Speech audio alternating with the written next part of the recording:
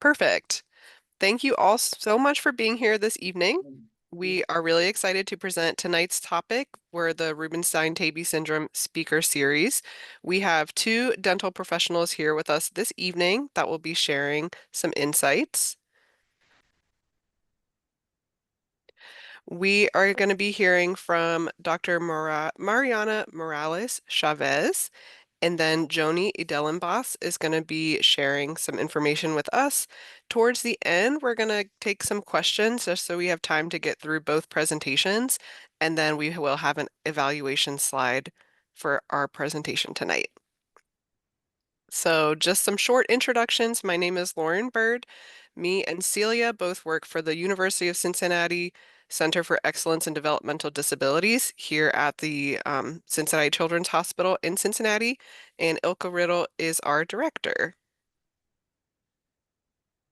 So our first presentation today is going to be from Mariana Morales Chavez. She is a professor at Santa Maria University in Venezuela. She is the director of dental research of the Dental Research Center. She is also a pediatric dentist and a magister in special care dentistry from Valencia University in Spain. So a ton of qualifications to be here with us. She's a pediatric dentist who specializes in special care dentistry. Her clinical practice is focused on children and patients with special needs.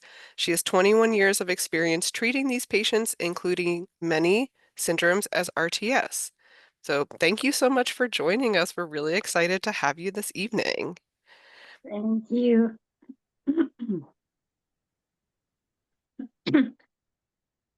Hello, how are you? Thank you so much. It's a real pleasure. It's a real pleasure for me to be here. Thank you, Lauren, and thank you, Celia, for the invitation. As you say before, I am professor at Santa Maria University. It's a university in Caracas, Venezuela. And now I'm the director of a clinic for patients with autism. And also I'm the director of the Dental Research Center. Okay. Like we said before, you connect. Lauren found me in PubMed maybe or in the internet because I published many years ago an article about the dental management of a patient with Rubinstein-Taybi syndrome that we treat at the faculty. Okay, so like I say, it's a real pleasure for me to be here this night, and we can. Okay, we can pass, please, the slide.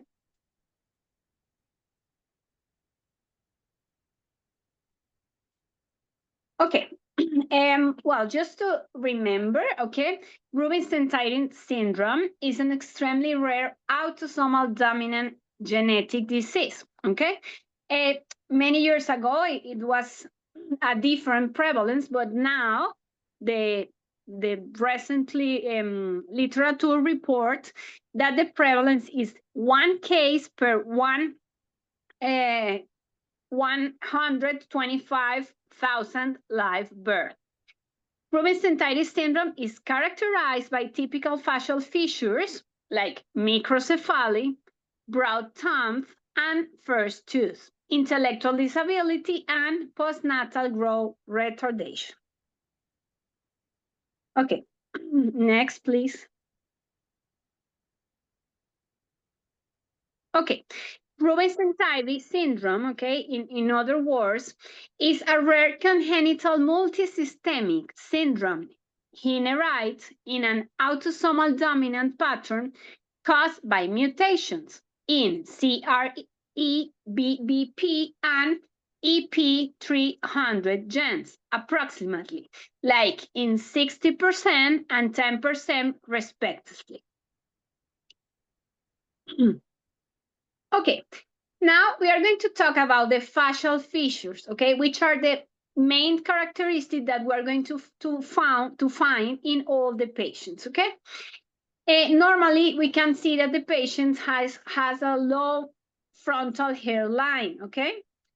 the arc-thinned eyebrows, okay, down stantling of palpebral fissures, and protruding baked nose with a columella below alle nasi.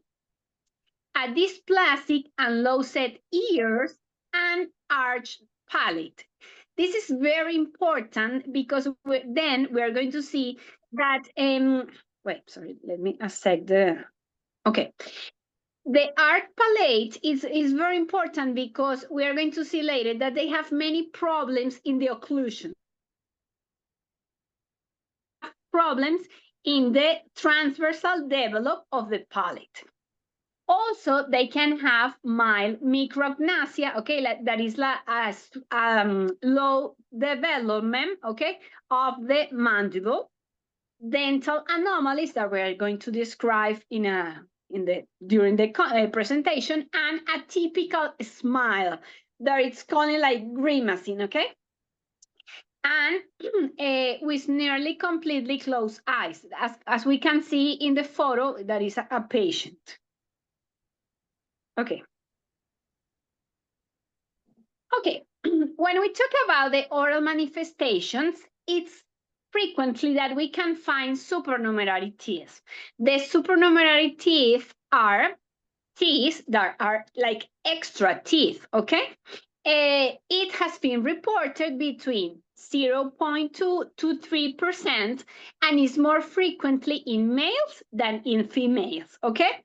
And for example, in an article that I read, okay, there are many syndromes that where the prevalence of supernumerary teeth is higher, and Rubinstein-Taybi syndrome is included. We can find other syndromes like you can see here, cleidocranial dysplasia, familiar adenomatosis polyposis, and Rubinstein-Taybi syndrome. We can see in the photograph, okay?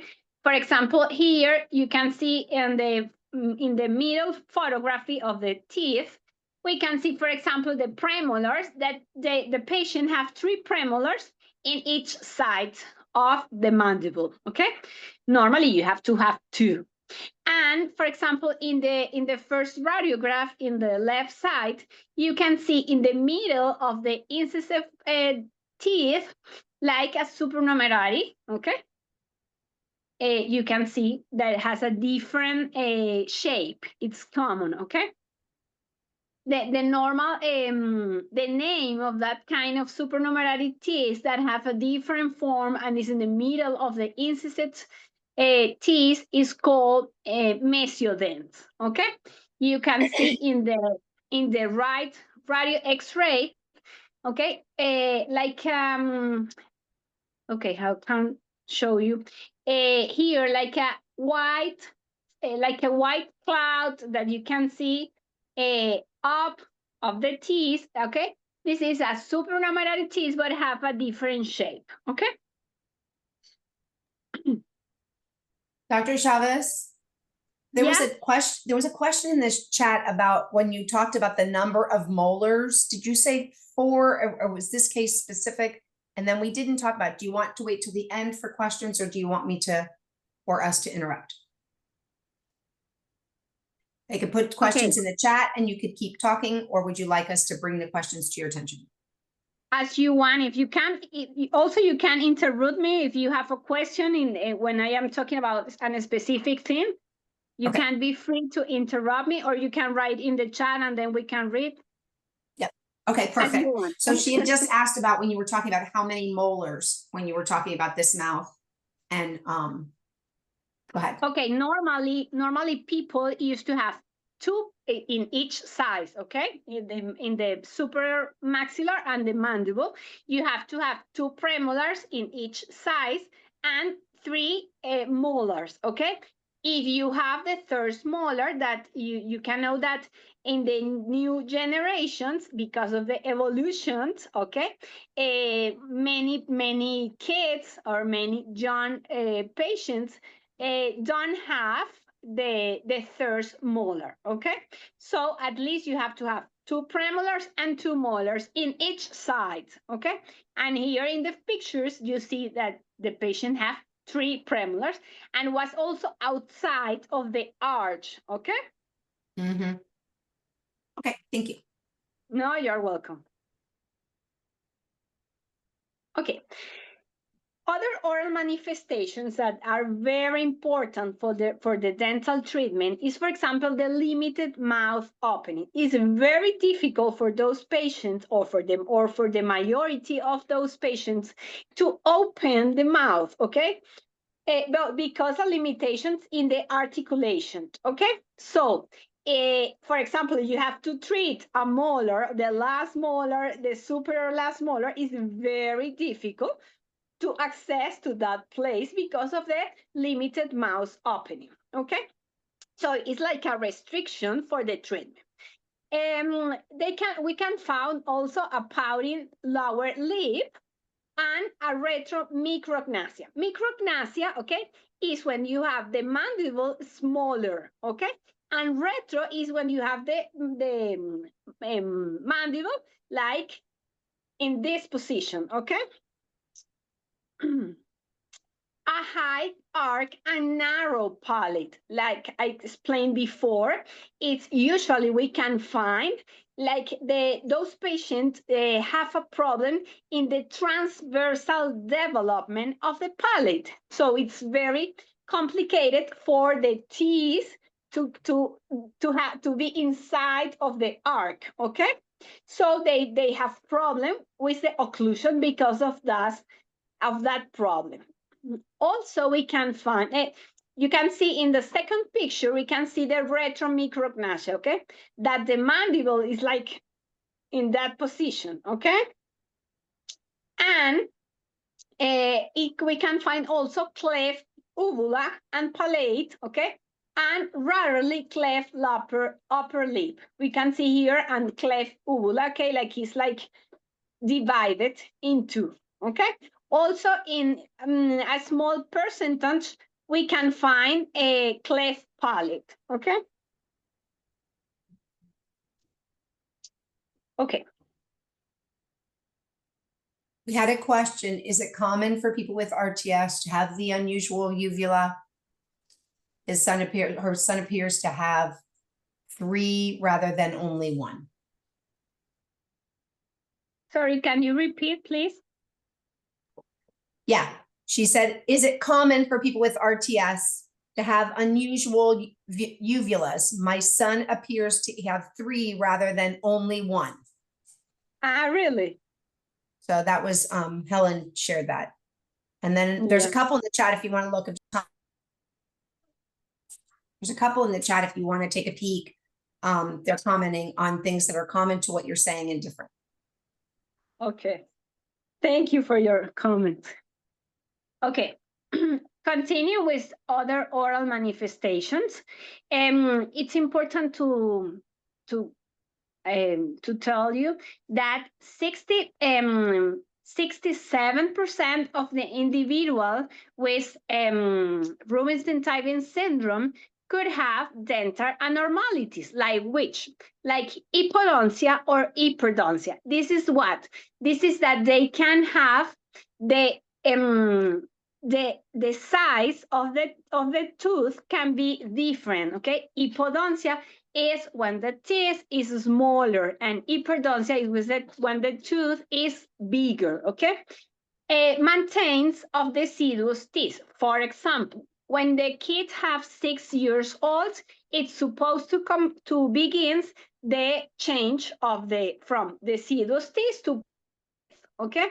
And for example, in some syndromes is common. For example, in Down syndrome, that is a more common syndrome, is normal, maintains of the deciduous teeth for 2 or 3 years, okay? For example, the rechange of the dentition could begin, for example, at 8 or 9 years old instead of 6.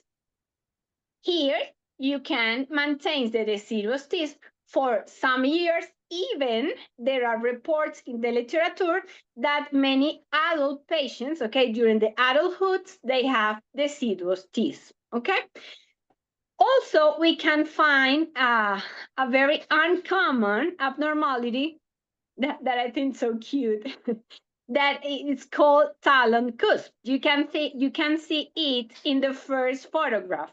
Like it's like a small teeth that is in the big teeth. You can see that it's a small one, and is continue, okay, with the teeth. And the other thing is enamel hypoplasia. Like is what is a defect in the enamel. Enamel is the is the superfice of the teeth is formed by enamel. Okay, when the enamel is can be produced a defect, and this is an hypoplasia. It can be manifested by stains, okay, that can be white, like in the second photograph, or yellow also, okay.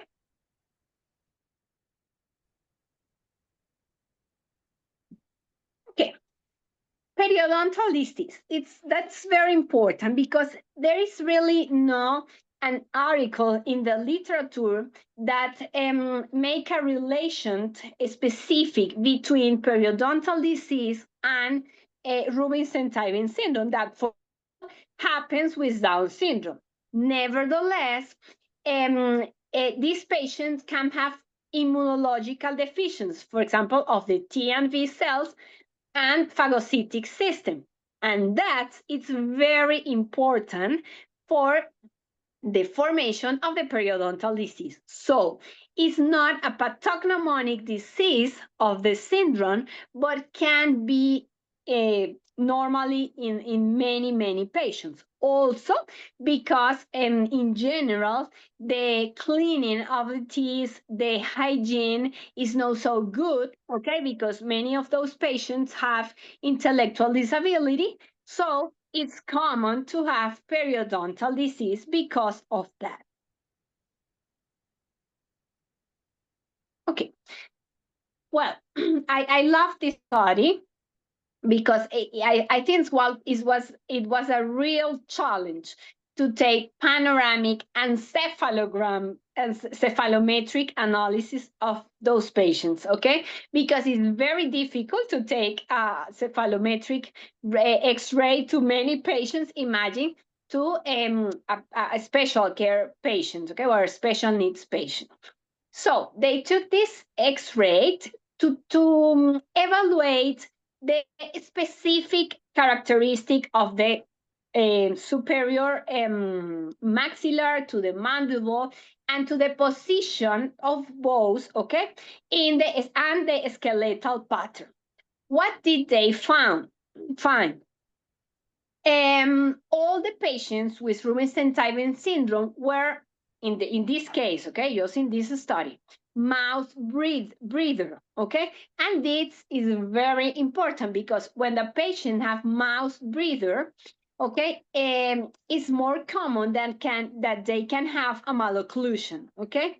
The transverse hypoplastic maxilla, okay, like I explained before, that have they have less develop, okay, in the transverse. Okay, a transversal developmental is low than they can be, okay? And had posterior cross bite, okay? Like they bite, like the mandible, okay, is not like you have the maxillar have to be covering the mandible, and in this case, when you have cross bite, it's in the other side, okay? And they have talon cubes, like I showed in the photograph before, and most patients present class 2. What it means, class 2, okay, is an anterior-posterior discrepancy between the maxilla and the mandible, okay? It's like a maxillary protrusion, okay, go ahead, okay, or mandibular retraction, like in the picture I showed you before, okay? And that's very important, the skeletal pattern were brachycephalic. What it means? It means that the patients has a relative increase in the width, okay, compared to the length. So they are more wide than length, okay? It's like a craniofacial morphology characterized by a short and broad skull, okay? With, like I say, more wide than length.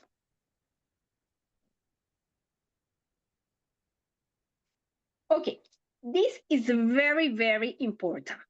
The majority of these patients have different structures in the airway. And why this is important? For many things, of course, because it can have many other complications associated. But for us, it's very important because in many cases, because of the intellectual disability, it's complicated to treat these patients without, for example, sedation of general anesthesia. Okay, so the anesthesiologist should be aware of the complexity of the airway of these patients and the difficulties of intubations. The management of these patients is a challenge because they have an increased risk of what? Of aspiration, posterior pneumonia, respiratory obstruction, bronchospasm during sedation or general anesthesia. So this is very, very important. And I'm going to confess you that I have doing sedation for like 19 years with the same anesthesiologist, okay? And we did like normally one patient a week, okay, for 19 years. And I think that we have only two emergency in those years, so two big emergencies. That was the respiratory depression, okay, or bronchospasm. And one of the patients was this patient that I'm going to present you that was in the article that we report and that Lauren found in internet, okay? So we have a complication for that, okay, for the difference of the air weight of the patient. So that is a very, very important thing that you have to take in care always. So the anatomical characteristic in the maxillofacial region, okay, due to the hypotonia, okay, of the muscles and the position of the mandible, okay, the small nasal passage, retrognathia or micrognathia, okay, so the position of the mandible or the size of the mandible, the obstructive sleep apnea, and hypertrophy of the tonsils and adenoids may cause complications. So please, you have to be really take care when if your child or someone that you find of you like a doctor are going to treat a patient with Rubinstein-Taybi syndrome.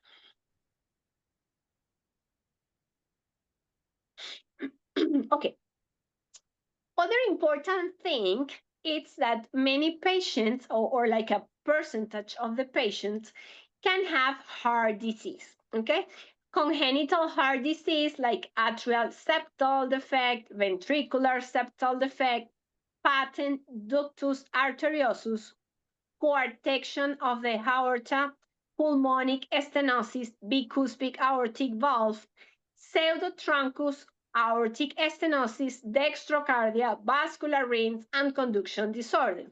Those, there are many kinds of heart disease, can be present in between 24 to 38% of the patients, okay?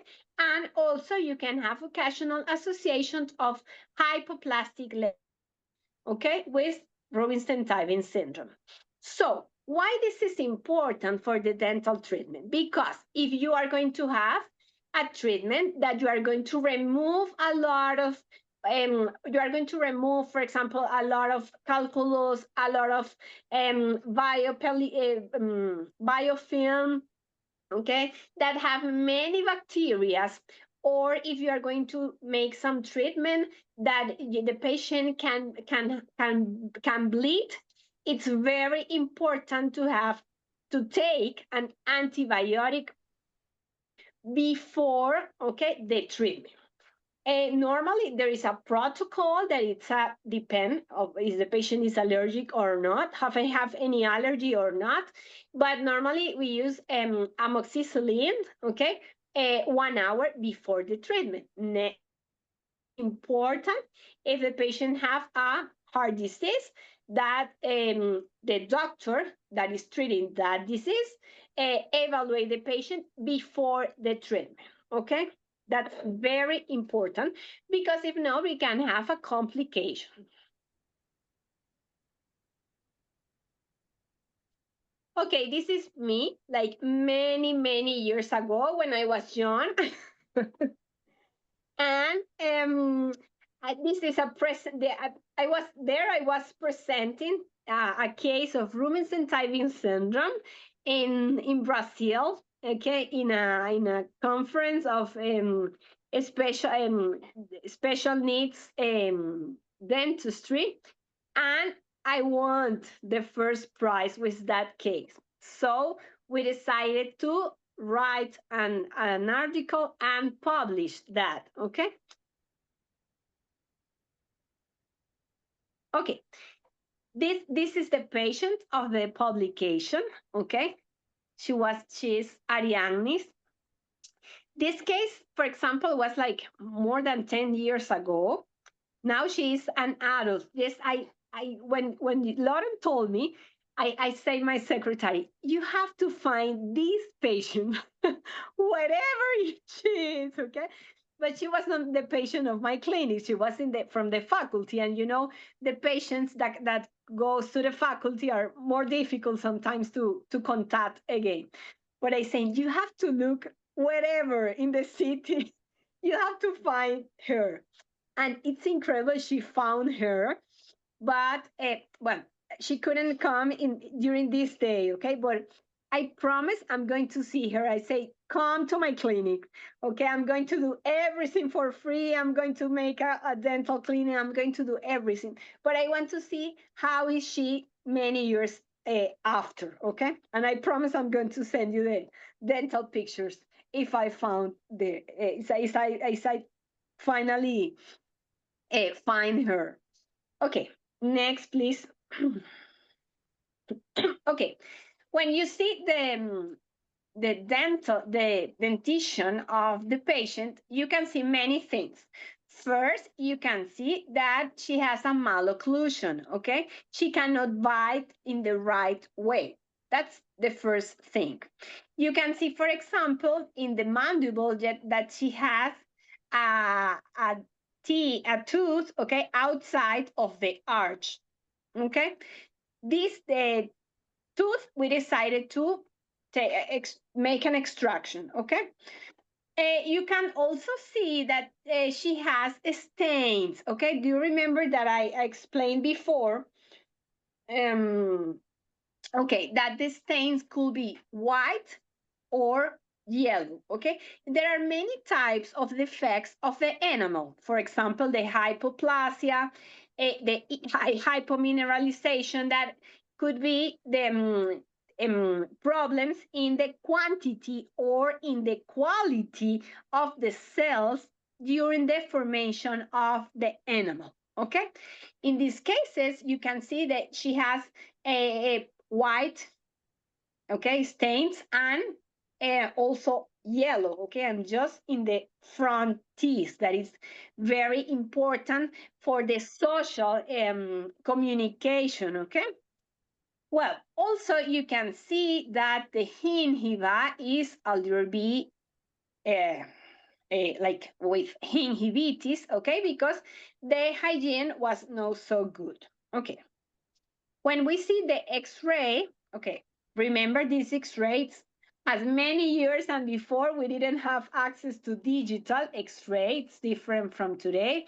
But if you can see, we have problems in the permanent molars, okay, that you see, for example, in the mandible, in the right side, you can see one that have a very white thing, okay, that somebody else put there before we treat, okay?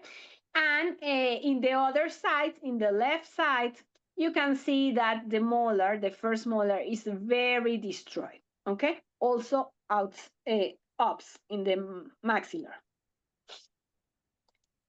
Okay, this patient was treated under intravenous sedation. Okay, that's very important to talk about because we treat by intravenous sedation because here in Venezuela the social security do not cover, okay, the operating room for dental procedures. Okay, so it's very expensive, and for example that was a patient with low incomes. Okay, and it was very difficult for can pay that. Because of that, we use intravenous sedation. Also, many people can ask about the gas anesthesia, okay, or the oxygen nitrous. Here in Venezuela, outside of the operating room, you cannot use anesthesia in gases, okay? So the only legal form that you can use outside of the operating room is the intravenous sedation. For that, we use that to treat all of our patients that we cannot adapt in the normal consultation. Okay, so we treat this patient with intravenous sedation, and you can see in the next picture, please.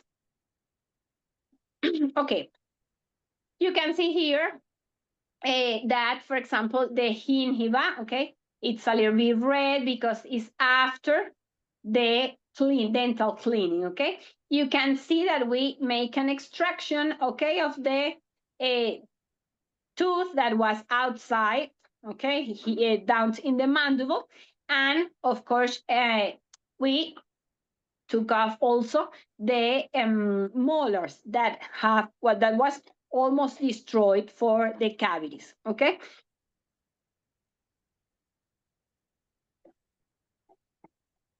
okay, this is another patient that we treat.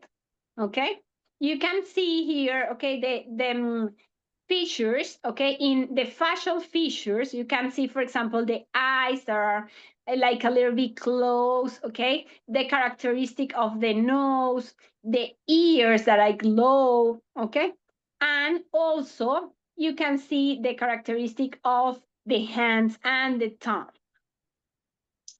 The next patient is also a patient that we treat. You can see also the characteristic of the nose, okay? And for example, you can see any of the patient can close completely the mouth, okay? Normally, because they have hypotonia of the muscles, okay? And you can see here the thumb of the patient, okay, is very characteristic of the syndrome. For that problem, okay, that he can close completely their lips, okay, we can use therapies, okay, to increase the capacity of the muscles, okay, to be to stop to be hypotonic, okay, and to have the normal tonicity of the muscle needs to close the lip.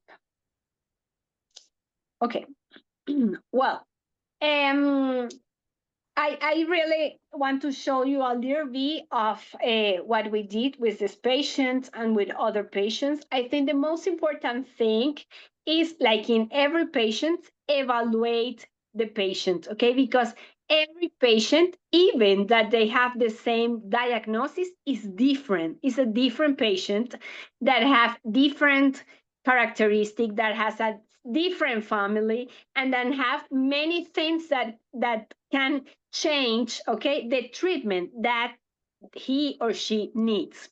So for me, the evaluation on the first consultation of the patient is very, very important, okay, because any patient is equal than other.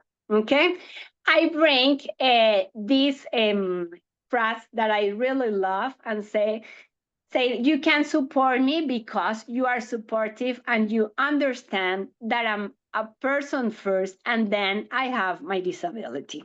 I really love, I have like 21 years working with patients with special needs and their families.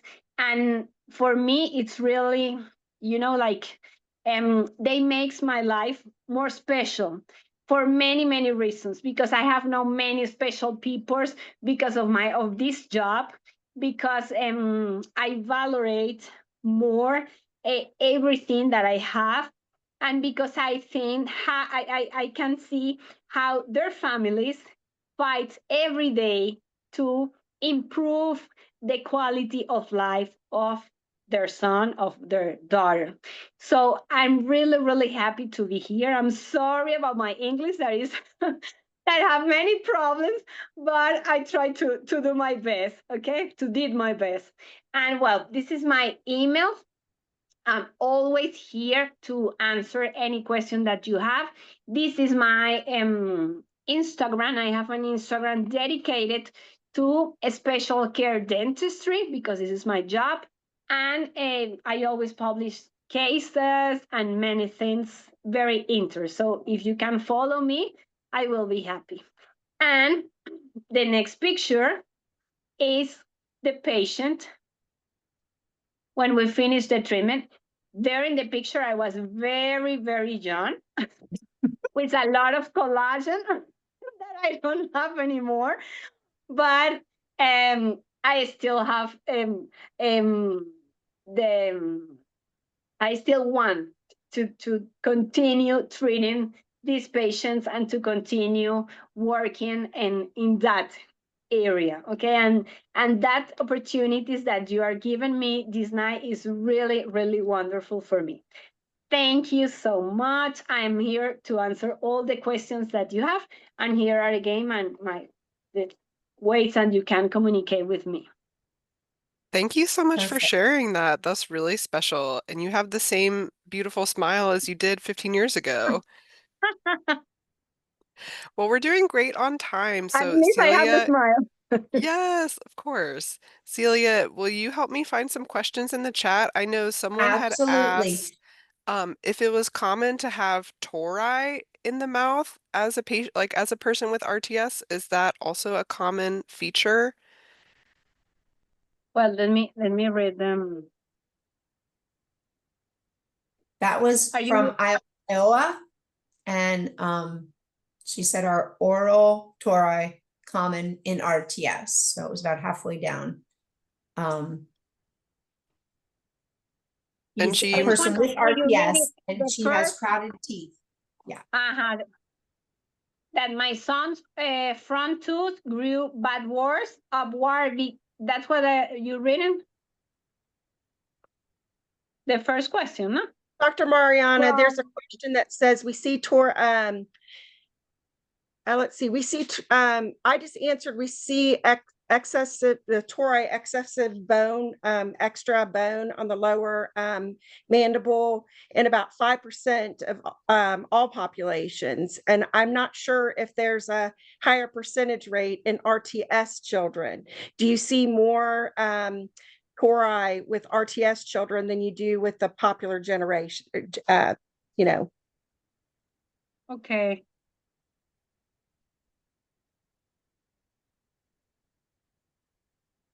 Sorry, can you repeat the question, please?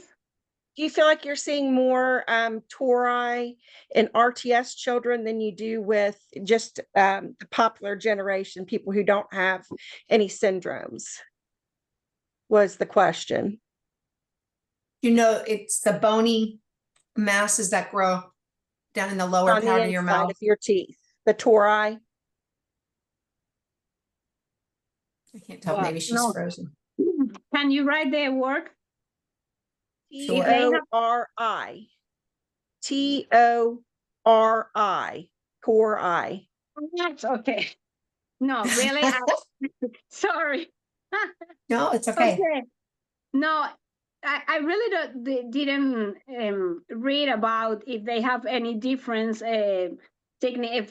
significance difference from general population and the patient with Rubinstein-Taybi syndrome, specific about the presence of tori.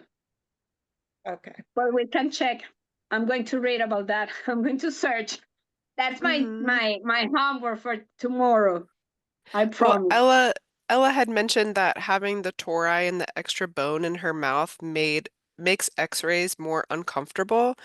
Do you Mm. have any thoughts or strategies for just any patient who finds getting X-rays uncomfortable? Yeah, in patients where the tori is very big and it's uncomfortable for even for eat and for for bite. Okay, you have to take off, but it's a surgery. Okay, it's a little bit complicated surgery. But in patients that is really uncomfortable to the normal functions, you have to do this surgery to eliminate those extra bony torics. And Okay. I would say, as coming from a hygienist perspective, not just a parent, but as a hygienist, it's always nice if you can let your hygienist know, hey, I have this, if you don't know the right name for it, hey, I've got this tori, or I have this extra bone in the bottom of my mouth. Could you, I just want to let you know before you take my x-rays, just so that they can be aware, so that they can work around that bone. Otherwise, sometimes you don't see it and you just go in there with x-rays, and it can be painful. Yeah, so just letting your communicate with that hygienist or dentist and saying, hey, I have this extra bone here, can you be careful when you take x-rays or when you're working on me, would be Mm. Yeah, nice for you to let them but that know. that's right that you say many times patients didn't know that they have, because when they are not big and they are not uncomfortable, or parents don't know that they have that. Yeah. There's another question here. A 4-year-old boy, he suffers from several oral ties, so tongue, lip, and cheeks.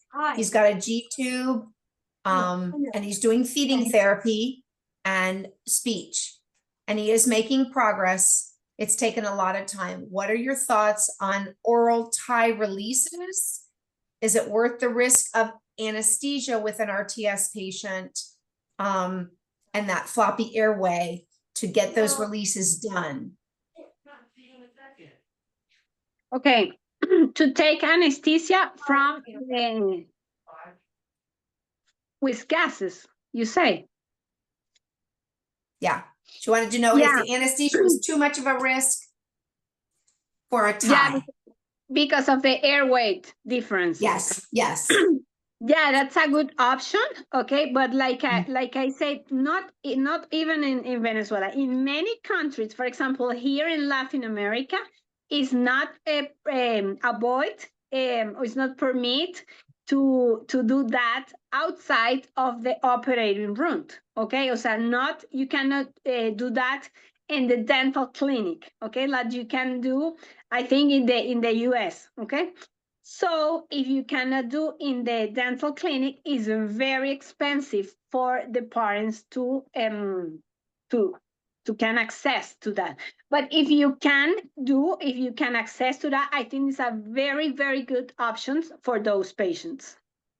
Because like I explained, it's very difficult for the anesthesiologist, the intubation and the even with the intravenous sedation. Nevertheless, you always have to take in account, okay, that they have more risk, okay, or are more prevalent to have a respiratory depression during the procedure. Okay. I'm looking at, let's see. Lots of questions about, okay, here we go. Daughter, age 30, has regular dental care. 3 years ago, she had a cavity. We have tried 5 dental practices for sedation dentistry. Long story short, she needs IV anesthesia, and there's a list of dentists and hospitals that provide the service to her in Columbus and have year-long wait list. We need ideas. So I think these are getting into kind of individual cases, and we try to be really careful here. And maybe Joanie will tap into some of this as we move into her portion of it, as far as where to look and what options to consider. And then if So- you have very specific, but go ahead. So with the tongue tie, I know, in different states, there are some different laws and stuff. But here in Ohio, I'm in Ohio, and our pediatrician actually did our tongue tie, just clipped it right in the office, no anesthetic. Emma was probably about maybe 6 weeks old. Just clipped it, put a little gauze there. She cried for about a minute. We breastfed and she was fine. So it just depends, most pediatric dentists can do that right in the office without anesthetic. And Amanda, what I like is the fact that you're talking to a lot of different folks. If when you're, I think it was you who had said that you've been, maybe I mixed it up a little bit in the chat, but I think it's important to talk to several different providers and get an impression. I'm looking more for some of the, there's a question here about braces and whether braces, what's your opinion on braces? My son has one tooth extraction to be done before we decide to put braces on our teeth. And then the other thing is that Mike Boyce asked, he would love your slides in Spanish. They're in Chile, and they would love to be able to share them with their dental providers there, and didn't know if that would be an option. So you don't have to answer that now, Dr. Chávez, but was asking for those in Spanish rather than English for his providers.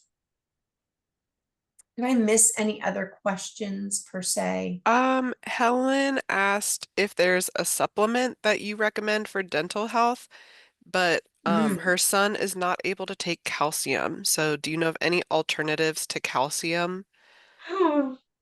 Okay, to do the hygiene at the house, yeah?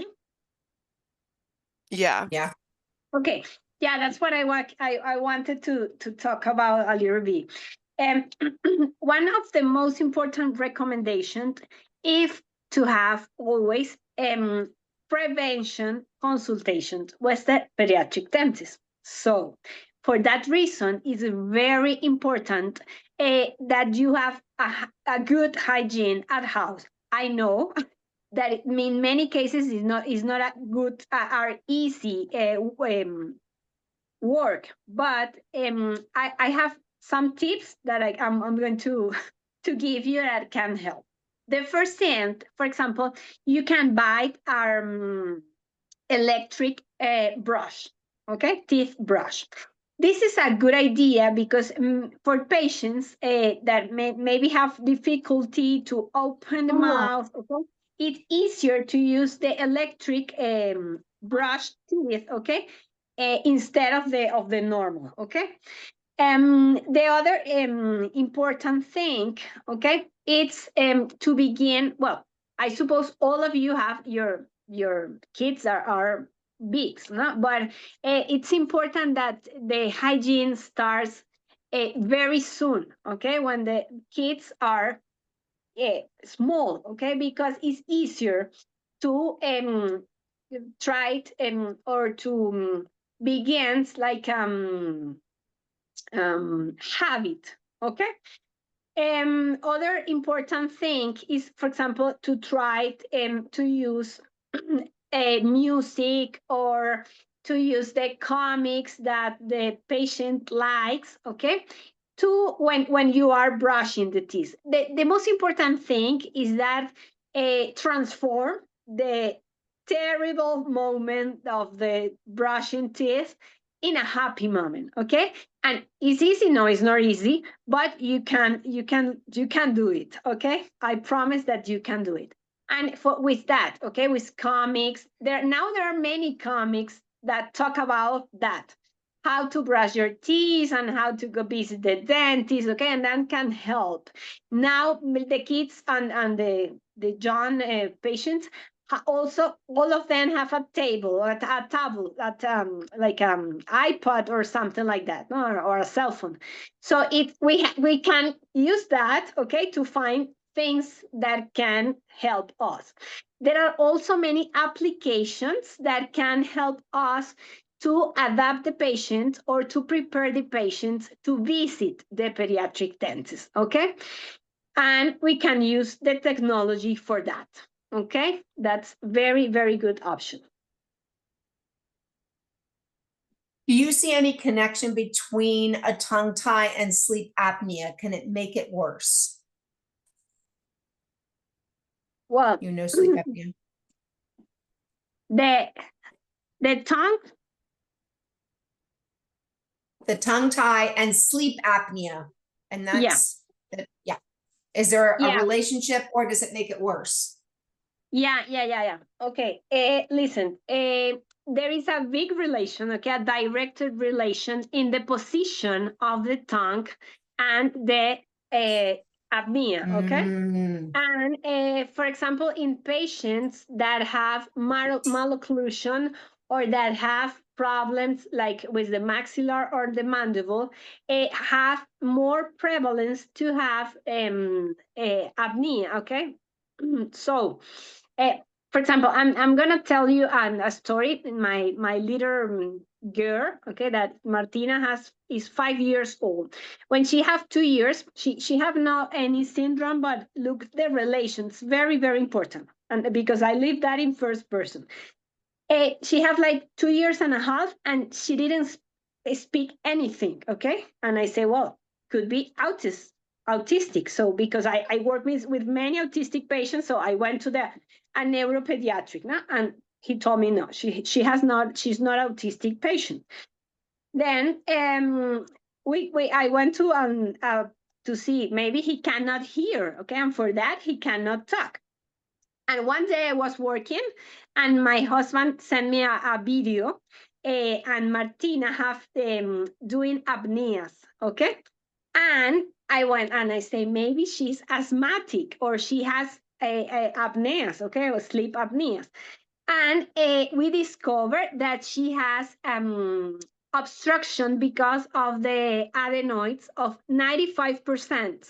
So for that reason, she was doing apneas. She couldn't speak. She was doing bruxism, okay? And also she has a cross bite like that, okay?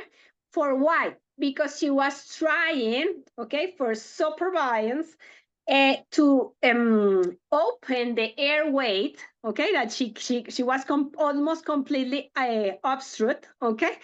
And you can see after the operation, okay, after the surgery, she started to talk, the apneas stop, the tongue come to the normal position, okay, and also the bite was corrected alone without any this appliance, okay, and um everything get well. She started to breathe also.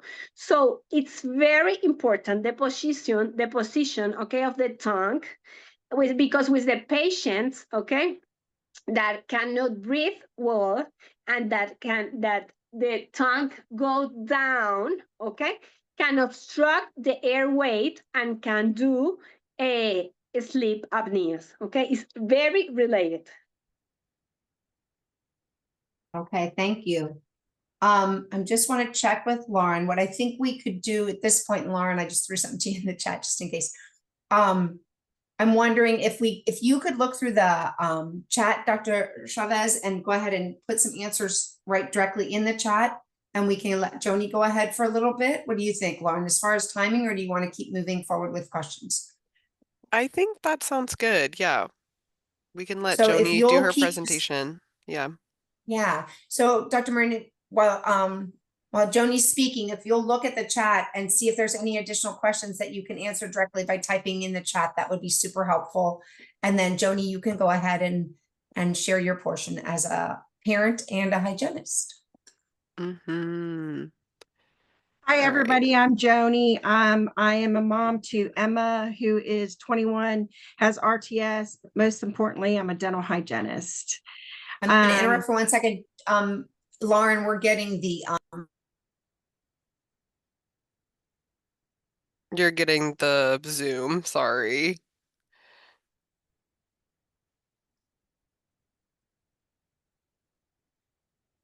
All right, let me pull up the slides again.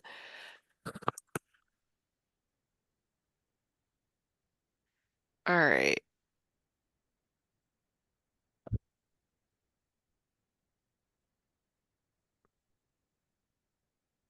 Okay, Celia, you're muted, and I also feel like my computer's being You're still goofy. getting the Zoom. I'm trying to see if I can, I only have a PDF view, so I can't share Oh, you know mine. what? My PowerPoint is just so like small that I was having a hard time pulling it up. 1 second, Joni. Thanks for your patience. I can try if you want me to.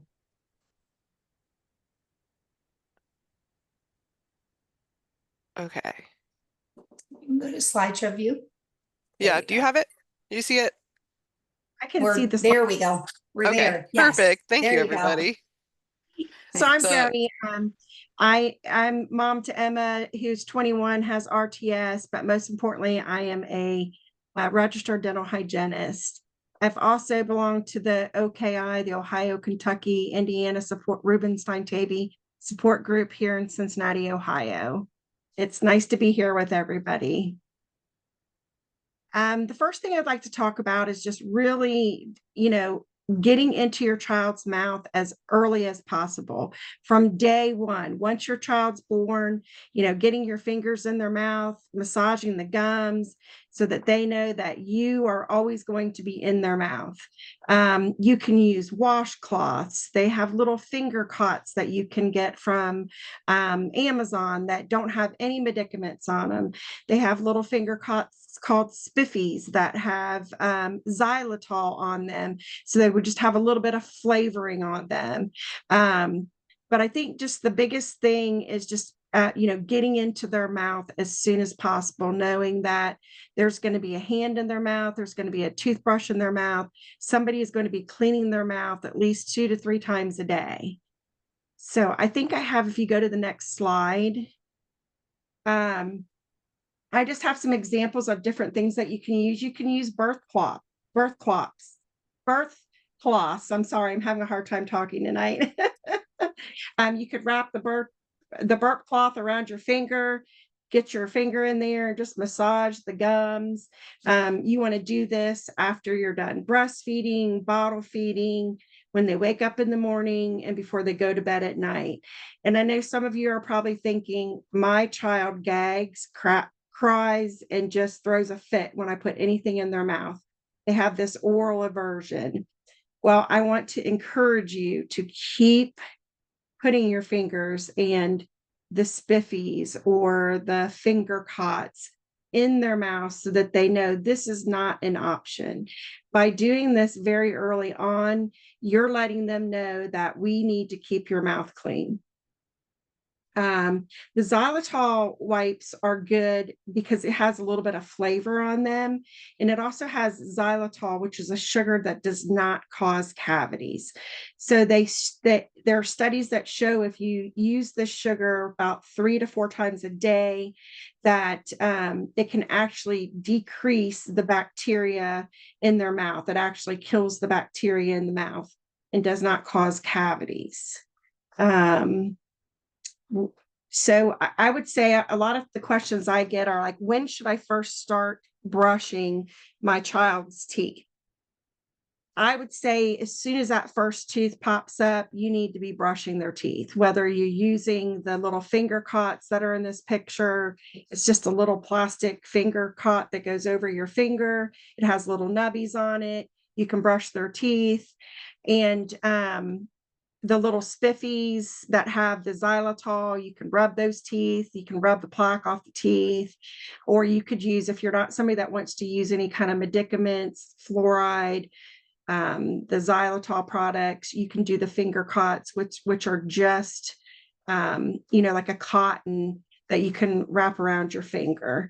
Another question I get is, when should I first start using toothpaste?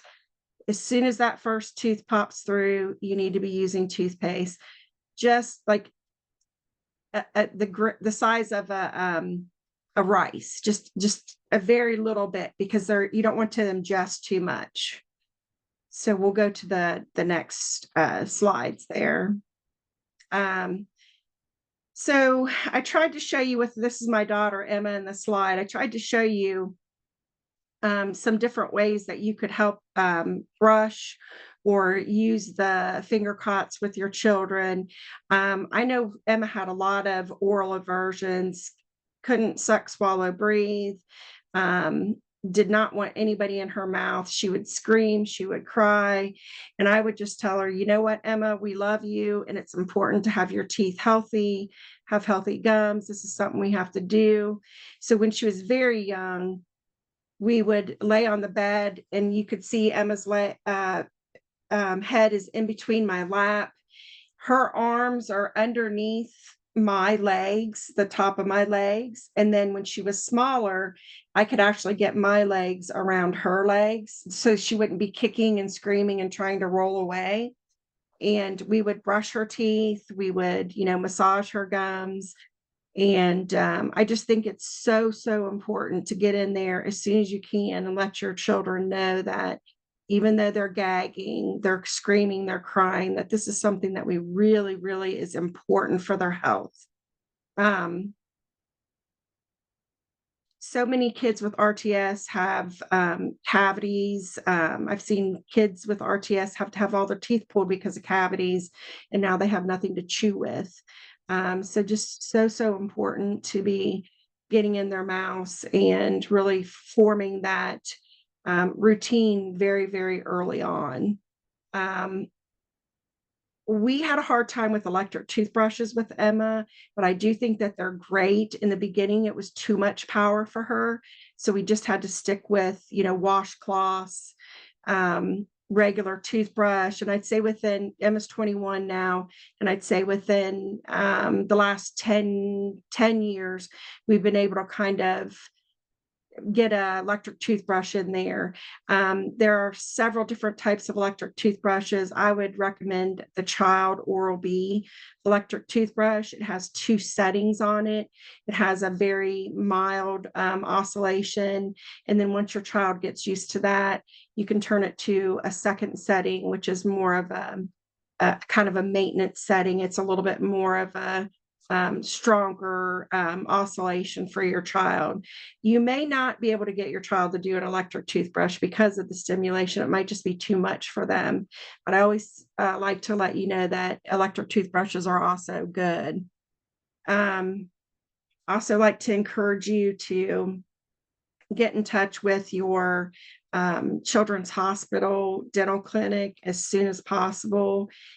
Even before they even have teeth, they can follow your child's growth, the growth of the mouth, so that there's facial and cranial specialists that can help with the growth of their mouth, their face, that airway for sleep apnea. A lot of our children do have sleep apnea.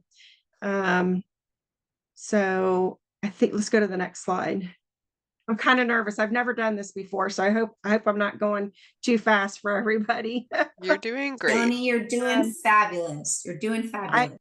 Thank you. I also feel like it's very, very important to go see the dentist more often. We clean Emma's teeth every 3 to 4 months, like clockwork. And I'll tell you, there are days that she does not want to have her teeth clean. And I'm just like, you know what? This is not an option. We have to keep your teeth healthy. The alternative are cavities. Having to take her to the OR to be sedated to have fillings and stuff done. It just can be very costly and traumatic for your child to have to go to the OR and have dental work under sedation. So I just am so passionate about trying to educate parents, not only of parents that have special needs children, but all children, getting in their mouths from day one, whether they're breastfeeding, bottle feeding, and letting that child know that this is something that we have to do. And as a parent, I think one of the things I struggled with was because Emma had such a bad gag reflex. I mean, there were times that she would, almost want to vomit on me when I was brushing her teeth. And, I felt badly about that, but I kept thinking in the back of my head, it's going to be worse if we have to take her to Children's Hospital and have her sedated because I'm not getting her teeth clean as well as I could with just giving a little bit of tough love. So I just, think that's so important to get in there. Anybody have any questions for me, or?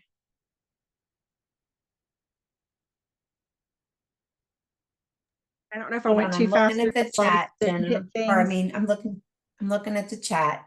There's I been a just couple have a questions. comment. Oh, yeah, go Sure. ahead.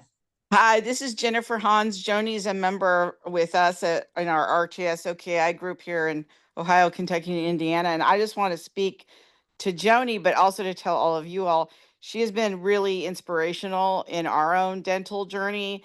I agree wholeheartedly with the tough love. She encouraged us to find the right kind of pediatric dentist, the right kind of orthodontist. And we found that with the right approach by parents, you can have multiple appointments if things take longer.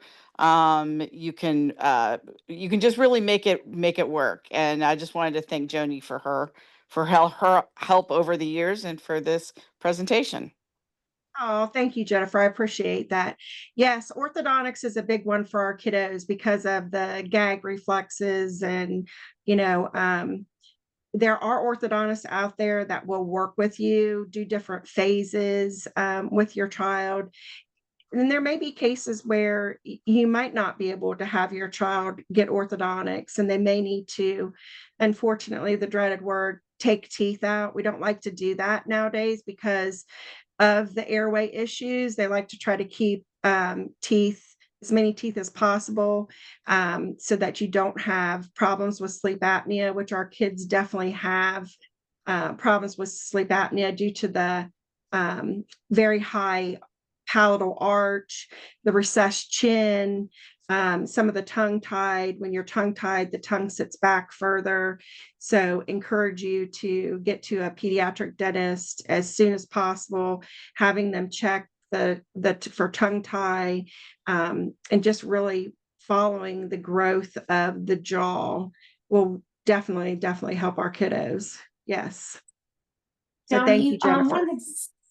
one of the jokes in here, or one of the folks in here, had said, asked the question, they've got a 6-year-old and they're kind of they're going for every 6-month cleaning, but kind of what to expect on this journey as they move through. And I didn't know if you kind of felt confident to kind of say what you can expect as you move. I know you said that with Emma, you're doing it every 3 to 4 months as opposed to every 6 months. Was that always, or did you kind of take a hold in a different approach along the way, or just kind of So give I advice guess, as to picture?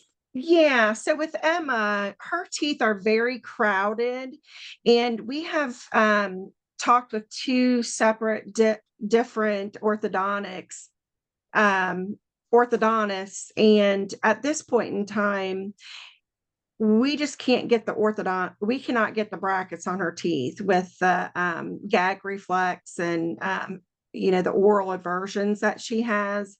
And so because the teeth are so rotated, they're very hard to keep as clean as somebody who would have the nice straight teeth. So just noticing that Emma always has a lot of plaque on her teeth, that's why we decided to take her to the dentist every 3 to 4 months. Being a hygienist and cleaning her teeth, I can push her probably to do more than your local hygienist, because, if mom's doing something that she doesn't like, she's not going to like mom, right? She's not going to blame it on the dentist. But if you're bringing your child into me that has special needs and they're gagging and they're coughing and they're screaming, I don't want to give them a bad experience. We want kids to always have a good experience at the dentist. So I think sometimes coming in more often, that hygienist then can, let's say, 2 months ago, you came in and they had a really good visit and they were able to get all the front teeth cleaned, but then they couldn't get the back teeth cleaned. So then you come 3 months later and that hygienist has in their notes, hey, we got the front teeth really good, but couldn't get the back teeth. So now I'm going to try to do the back teeth today really good. So just being able to get in there expose your child more to the dentist. I think the more that they go, the more comfortable they're going to be. And eventually down the line, hopefully someday, they're going to sit in the chair and open their mouth nice and wide, and they're going to, let the hygienist and the dentist do whatever they want. But I don't know if that's, I don't know if that's ever going to be reality, but that's what I would like for my daughter and for other kids to be, is to want to go to the dentist and want to have good experiences and be able to get their teeth cleaned. Yeah. So Tyler went on to ask the question, and they said that he asked, like, what can you expect? Right now, they're just brushing his 6-year-old's teeth at the dentist. At what point do you think they kind of make that switch over to really cleaning them versus just using a toothbrush and brushing? Do you have a sense of that, or should So I would encourage you to ask your hygienist to actually take the instruments and clean your child's teeth. I have cleaned Emma's teeth from day one with instruments. So I think the more exposure that they get to that, the more they're going to know this is the routine. So every time Emma comes in, we count her teeth. I take my instruments that I clean adults' teeth with, and I clean her teeth the exact same way that I clean any adult or other child that comes into the office's teeth. I've used Cavitrons on her. That's a water instrument that cavitates and helps remove tartar and plaque from teeth. And we use that on adults. And I also use it on Emma and any kids that have a lot of tartar buildup. So I would think just, communicating with your hygienist and your dentist and saying, we want the exact same cleaning that you would give us. We'd like you to start introducing the instruments in their mouth. We'd like you to start polishing the teeth with Prophy paste or air polishers, whatever you use with all the other children. We would like you to try to introduce that to our child.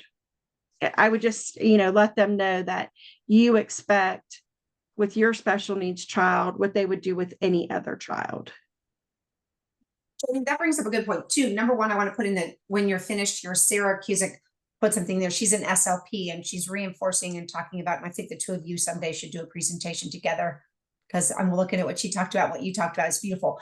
But going back to kind of advice, the idea, and if Dr.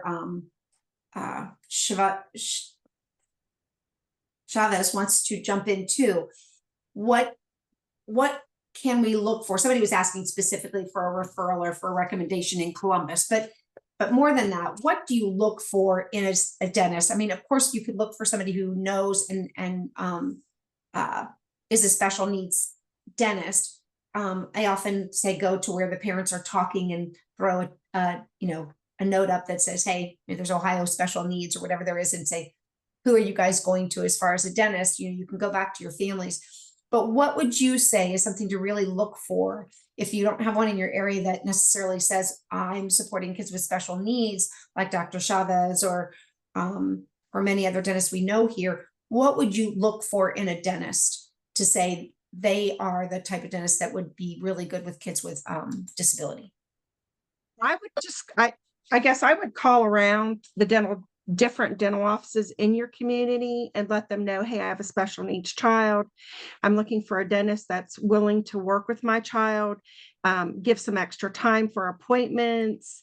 I think you need somebody that is willing to go slow with your child and work with them. And also sharing with that hygienist or dentist, hey, I know this is going to be a little uncomfortable for my child.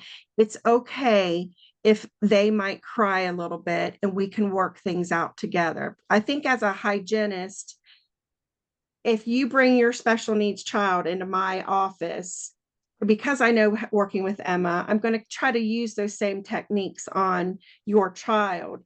But if your child is really, really, struggling and crying, and, we don't want to make bad experiences, right?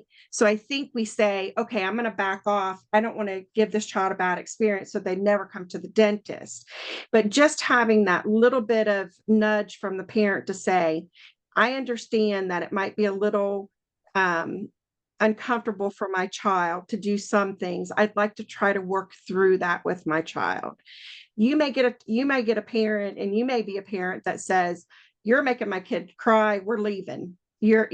So, we don't want to give you a bad experience. We want to make things good. But I will say that I think it's just important to get into your children's hospital and whatever community that you live in, because those dental hygienists and dentists, I mean, they have so much support and so much time that they can spend with your children to try to desensitize them. I will say that in the dental community, we are very much lacking in general, outside of children's hospital, dentists who specialize with special needs populations. That's a big thing. Like, once kids turn 18, it's like, where do I take my child? They need to be sedated. Children's Hospital is not sedating my child anymore. Where can I go?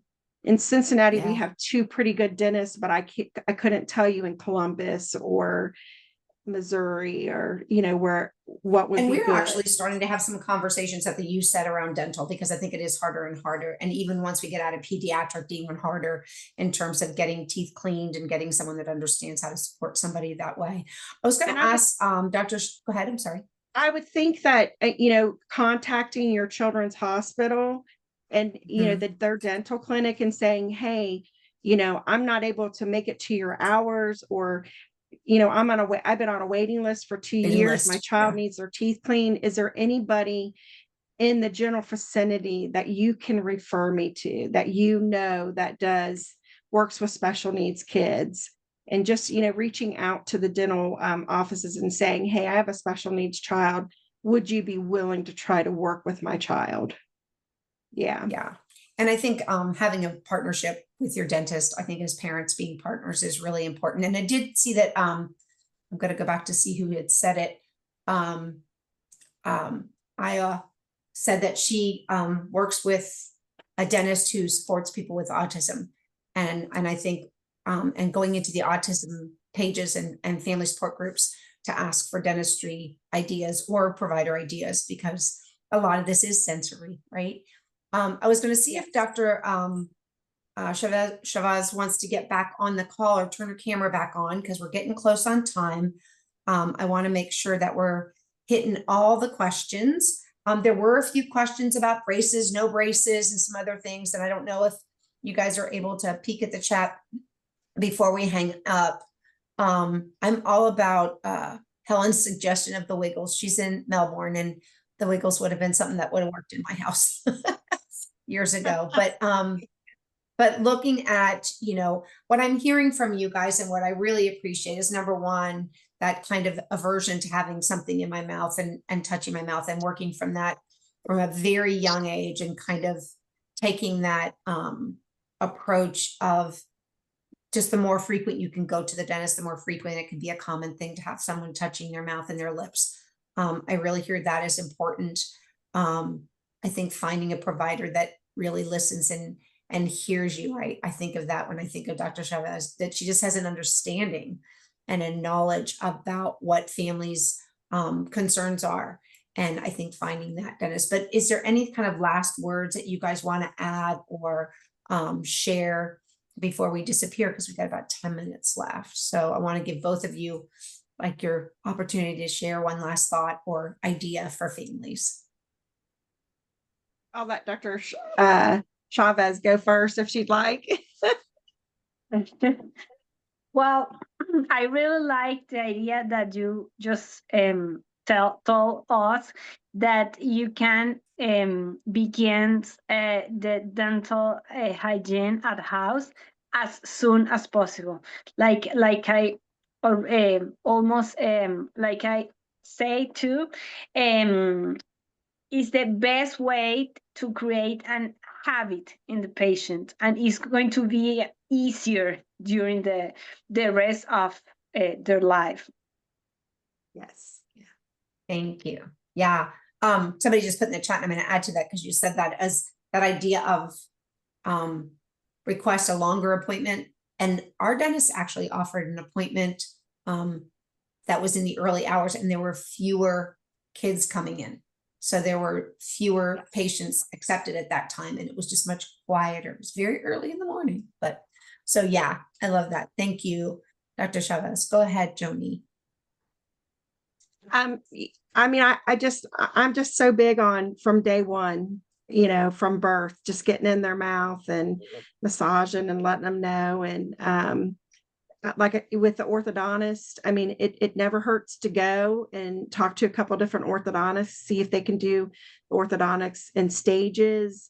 But I think that our children can do anything that any typical child does, as long as they have us as parents to support them and help them through that. Yeah, they can achieve, you know, very high things in life. It just takes our support and our time and extra time. And I know the dental community, if you ask for that extra time, I believe that they would give that to you. Yeah.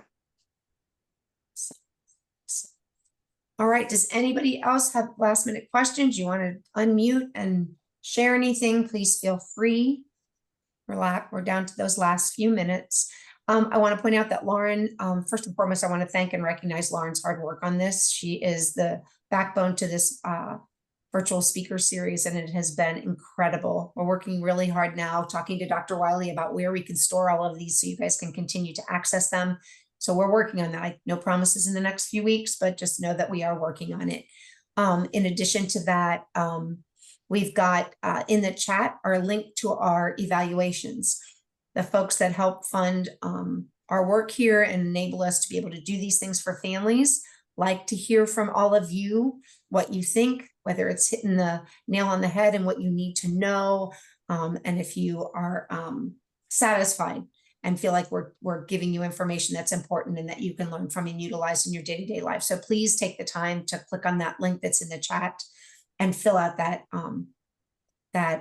evaluation and that or survey. And then we will be able to get Dr. Chavez's slides and Joanie's slides, and we'll make those available to you in the near future. Is there anything I forgot, Lauren, besides letting you come back on and thank you one more time for all this work? Oh, she did put up the slide. We have been running a young women's RTS social group, and it has been so fun. It's been going on for, I think it's about once a quarter, I think. We've had 2 meetings so far, and it has really been a great group of women and young ladies who come together, and we do a couple of social conversations and sharing, and it's really been a great and well done event. So the 2 women that are running it are siblings, or not siblings, or yes, are siblings of people with RTS, not siblings to each other, but siblings of individuals with RTS. And one is a occupational therapist, and the other is a speech therapist by profession. And they're just doing a fabulous job, and it's been a great thing. So take a peek at that and watch for our flyers. Yes, it is online, Helen. It is online. And so, and we'll see you at our next virtual speaker series event in January. We're going to kind of give you the holidays off. So we'll see you back in January. And if you have any other questions, you guys know where to find and reach us. So Joanie and Dr. Chavez, Yes. Thank you so much for Now, your time. Will we be able to answer some of these questions that are still up here after the? I'll tell you what, leave them in the chat. The biggest thing is folks that, like, I'm looking, there's a really long question and it says iPhone and I don't know who that is. I've got the transcript to the chat. So if we know your name, we can make sure we ask the question. If whoever did the one, if it's a question under iPhone, if you're able to go back and edit that question and put your email in there, we can make sure to get you that answer. So we'll hang on. We won't hang up right away, Joanie, and you can take a peek at it. You can always share my email if people have questions for me. I can try to get back to them as soon as possible. Go ahead and put your email in the chat. Okay, I'll see how to do. I'm not very computer savvy, but I'll figure out how to do that. Okay, I can even look it up for you. Okay, I see where to do it. I'll just write my email. If anybody has any questions, feel free to email me. I just want to let you know I work 40 hours a week and take care of Emma. So I'll get back to you as soon as I can. And Lauren, are you there? I can't see you right now in whatever view I have going on. Yes, I am here. Thank you so much There for you go. I'm wrapping gonna let up. you wrap things up. Oh Absolutely. I'm no, gonna you give it did back a to you great because this is job. your baby. Great job. Well, we, Great yeah, job. appreciate our speakers, have some upcoming events, and then, yeah, like Celia said, this is the QR code, but the same link to the evaluation to just give us some feedback. Yeah, it was a great presentation. Thank you so much, everybody, for your wonderful questions and participation. We'll see you in January. Yes, thank you so much. All right, and Joanie, if you can hang on for a hot second as everybody takes off, and Dr. Chávez, if you have just a minute to hang on, if you haven't already left us, I hope